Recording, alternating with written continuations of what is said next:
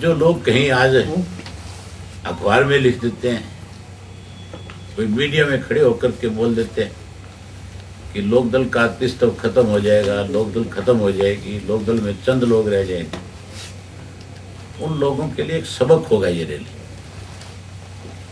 उनको अपने औकात का पता लग जाएगा इस रैली से कि तुम कहां खड़े हो। कांग्रेस के लोगों ने एक दफा पहले भी चौटाला साहब को जेल भेज करके ये संदेश प्रदेश में देने की कोशिश करी थी कि इंडियन नेशनल लोकदल खत्म हो जाएगा, लेकिन हमारे पार्टी के कार्यकर्ताओं ने,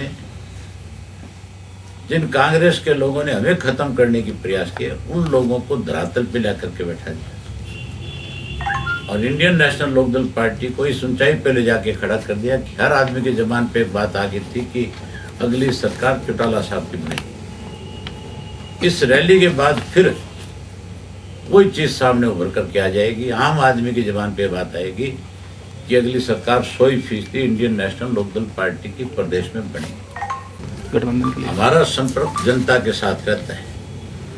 हमने बसपा से गठबंधन तोड़ा नहीं, बसपा सडन बैकफुट पे गई। क्यों गई, इसका जवाब आज तक बसपा के नेताओं के पास नहीं है। ना उन्होंने मीडिया में कहीं खड़े होकर के बोल करके ये बात बताई कि हम क्यों गठबंधन से अलग हुए।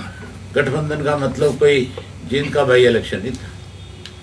गठबंधन का मतलब लोकसभा और विधानसभा के चुनाव थे। इस बात का जवाब आपको वहीं से मिल सकता है। हमने अपना धर्म निभाया। सर, दुष्यंत चौटाला का बयान आया था कि इनेलो का विलय होने जा रहा है बीजेपी में। बच्चे बचकानी बातें करेंगे, बचकानी हरकत करेंगे। ये बचकानी हरकत नहीं थी तो और क्या था।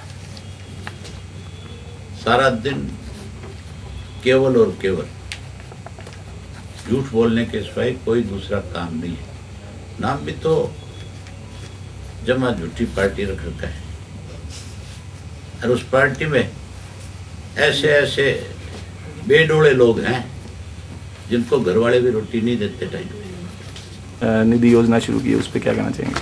चुनाव के नजदीक सबको किसान याद आता है। अगर किसान के हितैषी थे, स्वामीनाथन की रिपोर्ट लागू करनी चाहिए थी। फसल के लागत मूल्य से 50% बढ़ा करके देना चाहिए था। जो वायदे किए थे, जो प्रॉमिस किए थे, वो पूरे करने चाहिए थे।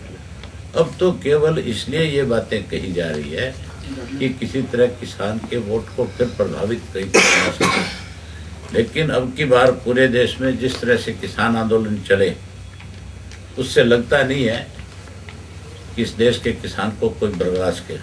अब पढ़ा लिखा किसान हो गया।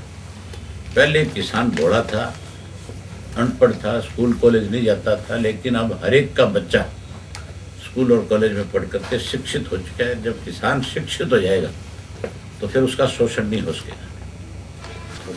बजट तो हर साल ही ये मान के चलो, कोई भी सरकार पेश करती है तो कहती है हमने कोई नया टैक्स नहीं लगाया। बजट पास होने के बाद अगले दिन टैक्स की भरमार शुरू हो जाती है। बजट तो गोलमाल होता है।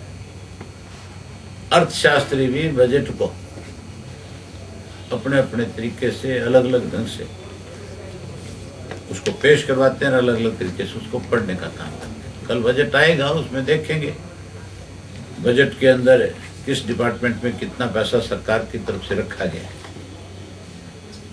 कोई हेल्थ के अंदर बजट बढ़ा, स्कूलों में बढ़ाया, कोई आप इरिगेशन में बढ़ा, कोई पब्लिक हेल्थ में बढ़ा।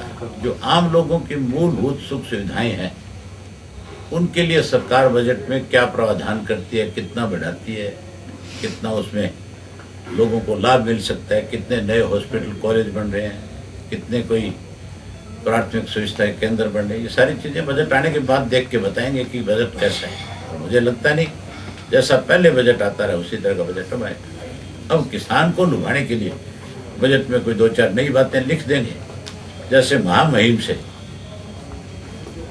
जो प्रस्ताव पढ़ाया जाता है उसी तरह से बजट आएगा।